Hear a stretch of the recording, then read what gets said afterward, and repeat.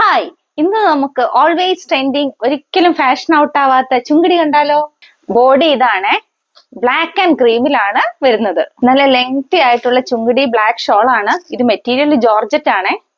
Same pattern ഉള്ള black bottom ആണ് വരുന്നത്. ഇതിന്റെ പ്രൈസ് വരുന്നത് 1820 രൂപ.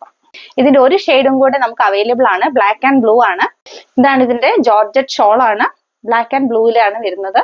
ഇനി നമുക്ക് ഗ്ലൈസ് കോട്ടൺ വരുന്ന ഒരു മെറ്റീരിയൽ കണ്ടാലോ.